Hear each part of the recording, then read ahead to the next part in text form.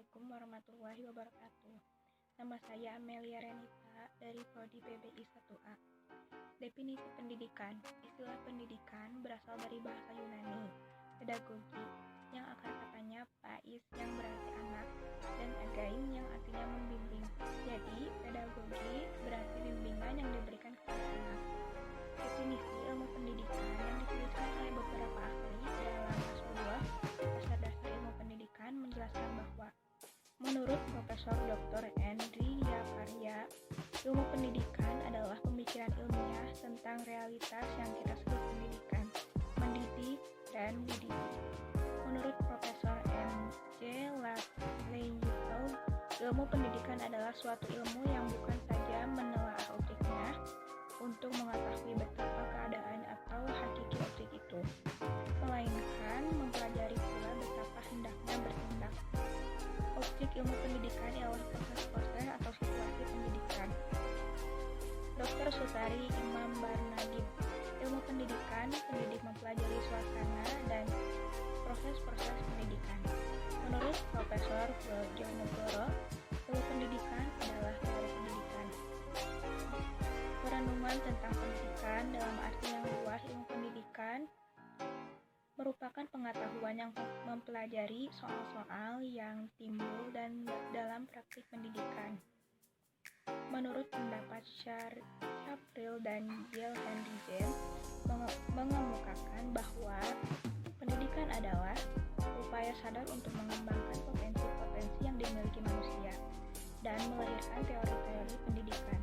Hakikat ilmu pendidikan didasarkan kepada asumsi dasar pendidikan yang mengatakan bahwa pendidikan merupakan suatu proses interaksi yang bersifat manusiawi untuk menyiapkan peserta didik menghadapi lingkungan yang senantiasa mengalami perubahan demi meningkatkan kualitas lingkungan, kehidupan, dan masyarakat yang berlangsung seumur hidup hingga memperoleh penerapan iptek. Hal ini hanya bisa dicapai kalau pendidik melaksanakannya yang dinamis berupa pengendalian proses, menjadikan peserta didik menjadi dirinya sendiri, sedini mungkin dan berlangsung sepanjang hayat. Dari beberapa pendapat para ahli di atas, dapat diperoleh kesimpulan bahwa ilmu pendidikan membahas masalah-masalah yang bersifat ilmu secara teori maupun praktis.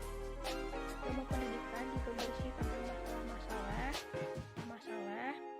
yang menyangkut teori-teori, pedoman-pedoman maupun prinsip-prinsip tentang pelaksanaan pendidikan secara ilmiah dan bergerak dari praktik penyusunan sistem pendidikan. Warahmatullahi wabarakatuh. Saya di sini akan menerangkan dan menjelaskan tentang pendidikan informal. Pengertian pendidikan informal, pendidikan yang diperoleh seseorang dengan pengalaman sehari-hari, dengan sadar atau tidak sadar sejak ia lahir sampai mati di dalam keluarga atau pergaulan sehari-hari. Pendidikan informal ini meliputi pendidikan secara langsung yang berkaitan dengan pribadi anak itu sendiri dengan pergaulannya, baik di lingkungannya maupun lingkungan luar. Ruang lingkup pendidikan. Pentingnya pendidikan informal. Pendidikan informal merupakan pendidikan pemula. Sebelum melangkah kepada pendidikan formal, berhasil atau tidaknya pendidikan formal atau pendidikan sekolah bergantung pada dan dipengaruhi oleh pendidikan di dalam keluarga. Pendidikan ini adalah fundament atau dasar dari pendidikan selanjutnya. Hasil-hasil pendidikan yang diperoleh anak dalam keluarga menentukan pendidikan anak selanjutnya, baik di sekolah maupun dalam hidup.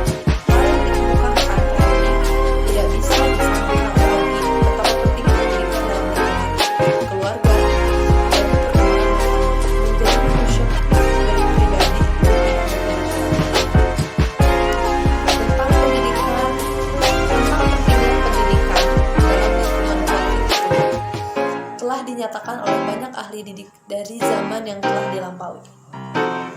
Peran pendidikan formal mengacu pada pengertian pendidikan informal di atas. Fungsi dan peran utamanya dalam pendidikan ialah untuk membentuk karakter dan kepribadian seseorang. Adapun beberapa fungsi dan perannya lain adalah sebagai membantu meningkatkan hasil belajar anak, baik pendidikan formal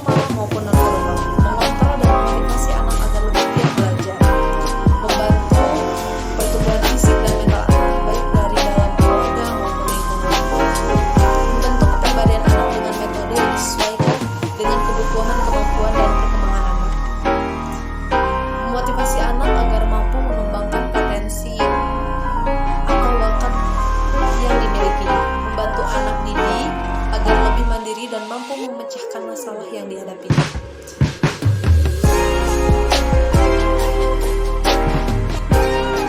Di sini saya akan menjelaskan pendidikan formal. Langsung saja ke materinya. Dalam Undang-Undang Nomor 20 Tahun 2003 tentang Sisdiknas disebutkan bahwa lembaga pendidikan formal adalah jalur pendidikan yang terstruktur dan berjenjang yang terdiri atas pendidikan dasar, pendidikan menengah, dan pendidikan tinggi.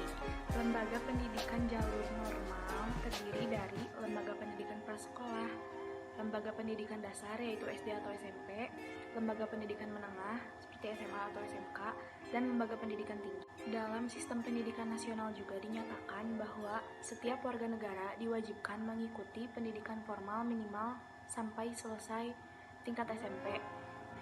Nah, ciri-ciri pendidikan formal adalah yang pertama, pendidikan berlangsung dalam ruang kelas yang sengaja dibuat oleh lembaga pendidikan formal. Yang kedua, guru adalah orang yang ditetapkan secara resmi oleh lembaga. Yang ketiga, memiliki administrasi atau manajemen yang jelas. Yang keempat, adanya batasan usia sesuai dengan jenjang pendidikan. Yang kelima, memiliki kurikulum formal. Yang keenam, adanya perencanaan, metode, media, serta evaluasi pembelajaran. Yang ketujuh, adanya batasan lama studi. Yang kedelapan, kepada peserta yang lulus diberikan ijazah. Yang kesembilan, dapat meneruskan pada jenjang yang lebih tinggi. Nah, lembaga-lembaga penyelenggara pendidikan formal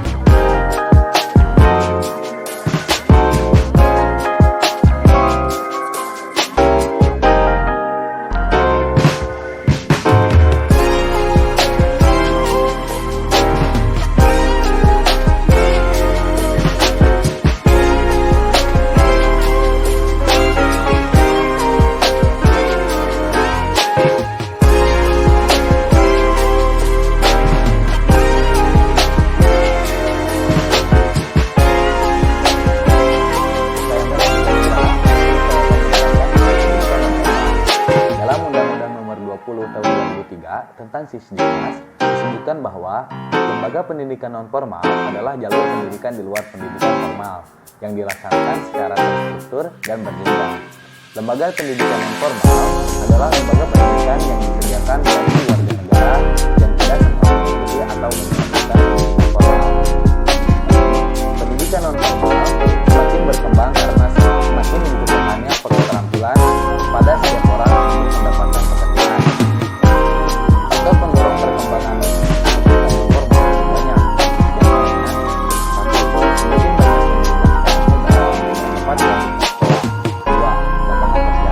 khususnya sektor swasta mengalami perkembangan pesat dan lebih dibandingkan perkembangan sektor pemerintah.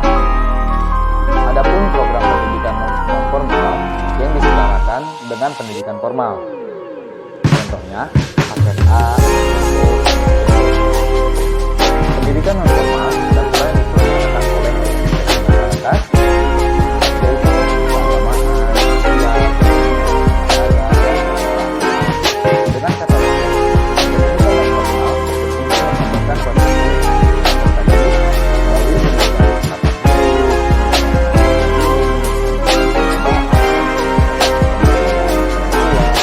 pendidikan keaksaraan, pendidikan keterampilan, dan pelatihan kerja, serta pendidikan lainnya. Adapun ciri-ciri pendidikan non-formal tersebut adalah sebagai berikut. 1. Pendidikan berlangsung dalam lingkungan masyarakat. Kedua, guru adalah fasilitator yang diperlukan. Ketiga, tidak ada pembatasan usia. Keempat, materi pelajaran praktis disesuaikan dengan kebutuhan pragmatis. Kelima, waktu pendidikan singkat dan padat materi. Keenam, memiliki manajemen terpadu dan terarah. 7. Pembelajaran bertujuan memberikan peserta dengan untuk persiapan dini dalam dunia. Sedangkan lembaga penyelenggara pendidikan formal antara lain kelompok bermain, taman anak-anak, lembaga khusus, agar lembaga pelatihan, kelompok belajar, pusat kegiatan masyarakat, majelis taklim, dan keterampilan dan pelatihan. Mungkin segitu saja.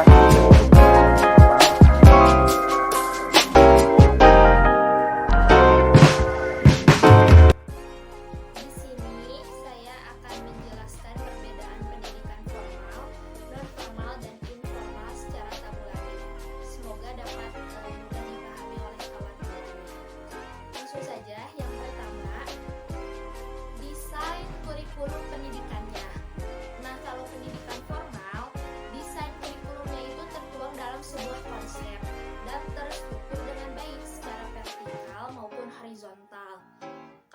pendidikan nonformal, desain kurikulumnya itu sering tertuang dalam sebuah konsep dan terstruktur hanya secara horizontal, namun tidak secara vertikal. Kalau pendidikan informal, desain kurikulumnya itu tidak tertuang secara konseptual. Nah, dengan demikian tidak ada struktur horizontal maupun vertikal di dalam pendidikan informal. Perbedaan yang kedua, peserta didik pendidikan formal yang menerima muatan kurikulum itu sifatnya homogen. Kalau pendidikan nonformal, peserta didik yang menerima muatan kurikulum itu sifatnya heterogen. Kalau pendidikan informal, sama halnya dengan pendidikan nonformal, peserta didik yang menerima muatan kurikulum sifatnya heterogen. Perbedaan yang ketiga yaitu perbedaan dalam sistem manajemen kurikulum. Kalau pendidikan formal, sistem manajemen kurikulumnya itu senantiasa dirancang sedemikian rupa bersama dengan sistem lain dalam sistem pendidikan dan pembelajaran yang diarahkan untuk tujuan jangka panjang. Kalau pendidikan non-formal itu sistem manajemen kurikulumnya senantiasa dirancang sedemikian rupa bersama dengan sistem lain dalam sistem pendidikan dan pembelajaran untuk tujuan jangka pendek atau sesuai dengan kebutuhan masyarakat masa. Kalau pendidikan informal itu sistem manajemen kurikulumnya tidak dirancang. Nah, dengan demikian sistem lainnya pun berjalan masing-masing atau berjalan dengan sendiri-sendiri. Perbedaan yang keempat, dalam pendidikan formal, struktur vertikal kurikulum adalah akselerasi kelas dan program pembelajaran. Kalau di pendidikan non-formal, itu hanya ada akselerasi program. Nah, kalau di pendidikan informal itu tidak ada akselerasi. Dan perbedaan yang terakhir yaitu kalau pendidikan formal memiliki tujuan kurikuler stasioner dan tujuan institut stasioner. Kalau pendidikan non-formal hanya memiliki tujuan kurikuler stasioner saja. Kalau pendidikan informal itu tidak ada tujuan kurikulernya.